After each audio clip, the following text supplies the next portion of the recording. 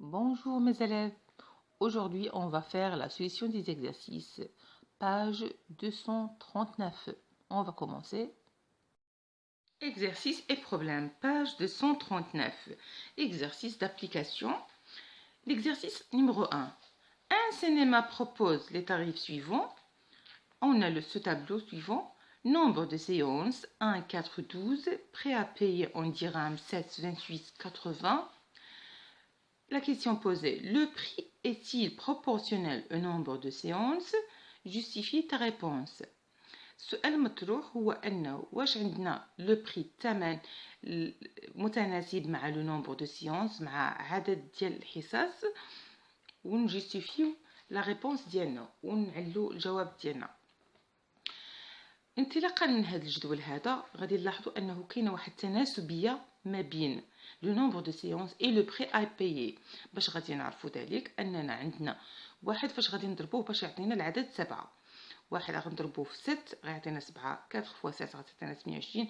12 فوا 7 غتعطينا 80. دونك كاينه واحد proportionnalité entre le nombre de séances et le prêt à payer. هذه هي la justification.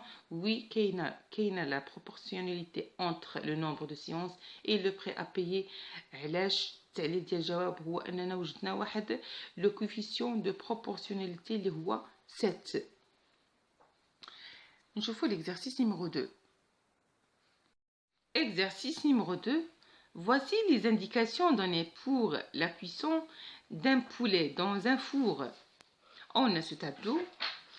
La question posée. Y a-t-il proportionnalité entre le poids et le temps de cuisson?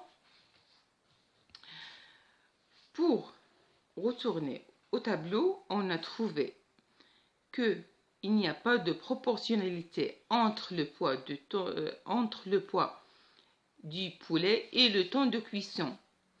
يعني من رجعنا لهذا الجدول بحثا عن الكويفيسيون معامل التناسب ما وجدناش في هذا الجدول هذا. دونك ما كايناش واحد البروبورسيوناليتي، ما كاينش واحد التناسبيه ما بينات لو بوا دو بولي و لو طون دو كويسون. علاش غناخذوا يعني بالجوستيفيكاسيون يعني وباش غادي نتاكدوا تنشدوا هذا العدد ديال 60 تنضربوه في جوج تنقسموه على 1.5 غادي يعطينا 80. ولكن الا خدينا 80 مضروبه في 2.5 مقسومه على 2 غتعطينا 100 ما غتعطيناش 90. دونك ما كاينش واحد المعامل ديال التناسب اللي غيحقق لنا التناسبيه. Exercice numéro 3. Reconnaître si les tableaux suivants sont des tableaux de proportionnalité. Lorsque c'est le cas, préciser un coefficient de proportionnalité. On a 4 tableaux. عندنا هاد الاربع ديال الجداول. المطلوب منا هو اننا نشوفوهم واش متناسبين ونعرفوا المعامل ديال التناسب ديالهم. دونك غنبداو بلو طابلو نيميرو 1. عندنا الطابلو نيميرو 1 عندنا 8 2 12 23 5. نقلبوا على معامل التناسب باش نعرفوا بانه كاين واحد التناسبيه، كاينه واحد لا بروبورسيوناليتي. دونك عندنا 8 2. شنو هو العدد اللي غادي نضربوه في 2 يعطينا 8؟ هو العدد الأربعة. نشوفوا هاد 4 واش غتكون متناسبة مع هاد الأعداد الباقيين. يعني 3 في 4 تعطينا 12، 5 في 4 تعطينا 20. دونك كاين هنايا واحد التناسبية اللي تحققت بوجود هاد المعامل ديال التناسب اللي هو 4. باسون الجدول رقم 2 نيميرو 2. عندنا كذلك 5 15 4 14 و 8 18. 5 شنو هو العدد اللي نضربوه في 5 باش يعطينا 15؟ هو العدد 3. 5 في 3 غتعطينا 15، 4 في 3 غتعطينا 12. هنا عطاتنا 14. دونك ما كاينش واحد المعامل ديال التناسب، ما تحققش لينا المطلوب. ما كاينش هنايا واحد التناسبيه ما بين الاسطر الاولين والاسطر الثانيين. دونك في هذا الجدول ما كاينش واحد التناسبيه، ما كاينش عندنا لو كوفيسيون دو بروبورسيوناليتي. غادي نمروا للجدول نيميرو 3. عندنا الجدول نيميرو 3 عندنا 2 15 34 68. غادي نقلبوا نبحثوا على معامل تناسب. كيف ذلك؟ تنشدوا هذا العدد 15 مقسوم على 2 غتعطينا هي 7.5. غادي نشدو 2 مضروبه في 7.5 غتعطينا 15. نجربوا ان الباقي يحقق لنا التناسبيه. 4 في 7.5 غتعطينا 30، و8 في 7.5 غتعطينا 60. دونك كاين هناك واحد التناسبيه ما بين في هذا الجدول هذا. ودونك حصلنا على المعامل ديال التناسب الا وهو 7.5. دونك غادي نمروا الى الجدول رقم 4 ونشوفوا واش غادي يتحقق فيه حتى هو الشروط ديال التناسبيه. عندنا الجدول 5 25 36 و 3 15 مبين ان العدد اللي هو تيحقق لنا التناسبيه بكل سهوله هو العدد 5. 5 في 5 غتعطينا 25، 6 في 5 غتعطينا 30، و 3 في 5 غتعطينا 15. دونك هذا الجدول تتحقق لنا هنا التناسبيه، وكاين عندنا معامل التناسب الا وهو الرقم 5.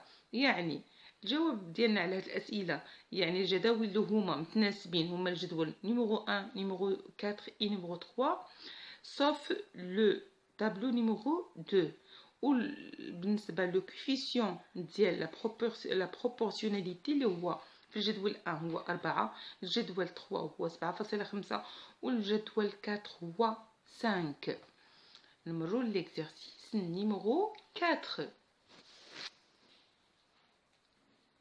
Dans l'exercice numéro 4, ce tableau est un tableau de proportionnalité. Calculez le 4 proportionnalité Y, le quatrième proportionnalité Y. عندنا هذا الجدول هذا، عندنا هنايا le volume d'une pièce de 16 mètres carrés en mètres cubes. وكذلك عندنا la hauteur de la pièce en mètres.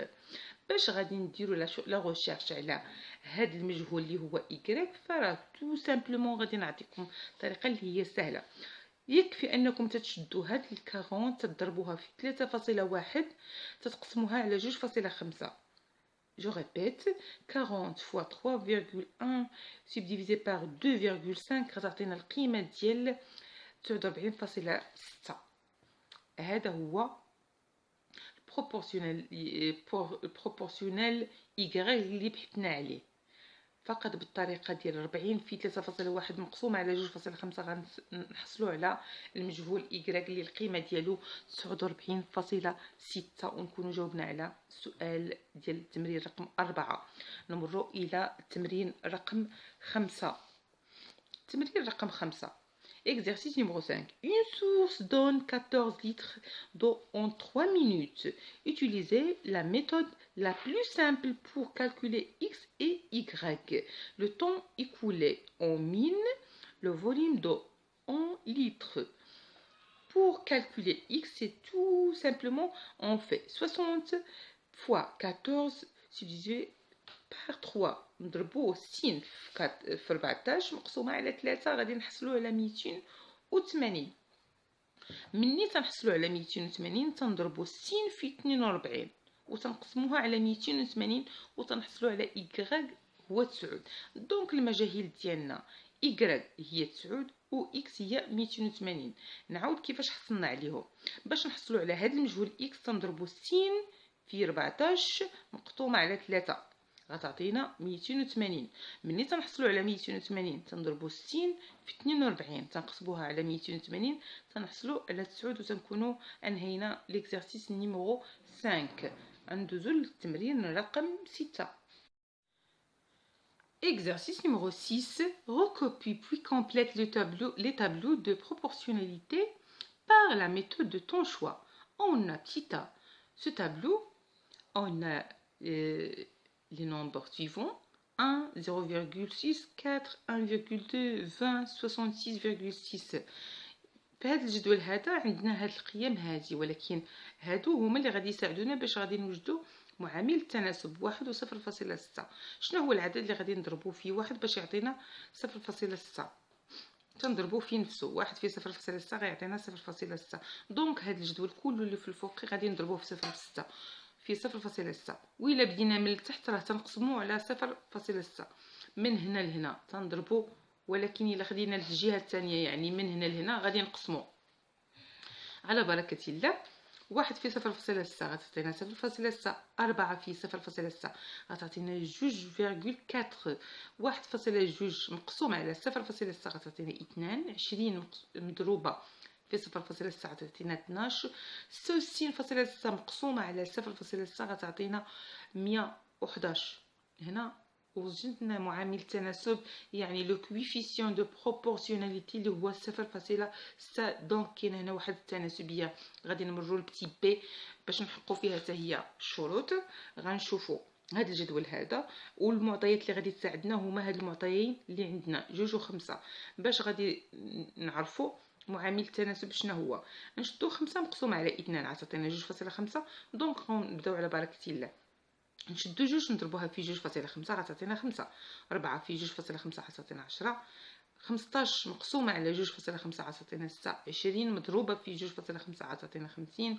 و 60 مقسومة على 2.5 غتعطينا 24. دونك معامل التناسب لو كويفيسيون دو بروبورسيوناليتي اللي تنحوسو عليه اللي هو 2.5. ودونك كاين هناك تناسبية في الجدول بتي بي. غادي نمرو ليكزارسيس نيميرو 7. L'exercice numéro 7. Petit a. Vérifiez que le tableau suivant est un tableau de proportionnalité. يعني تأكد أن هذا الجدول هذا اللي عندنا هو جدول ديال التناسبية. على بركة الله. عندنا القيم 4 5 12 15 56 70. شنو العدد اللي نضربو؟ شنو هو العدد اللي غادي نضربوه في 4 يعطينا 5؟ يعني غنشدو 5 مقسوم على 4 غتعطينا النسبة. 5 مقسوم على 4 تعطينا النسبة ديال 1.25. دونك نضربو 4 في 1.25 غتعطينا 5. 12 في 1.25 غتعطينا 15. و 56 في 1.25 غتعطينا 70. دونك هنايا عندنا واحد المعامل ديال التناسب، واحد الكويفيسيون ديال البروبورسيوناليتي وتحققت لنا التناسبية. غادي نمشيو لبتي بي. indiquer les coefficients de proportionnalité sous forme fonctionnaire او ديسيمال. بالنسبه للحصول ديالنا على المعامل ديال التناسب حصلنا عليه اون ديسيمال، يعني لقينا عدد عشري. غادي ننتقلوا الى التمرين رقم 8. exercice numéro 8. exercice numéro 8.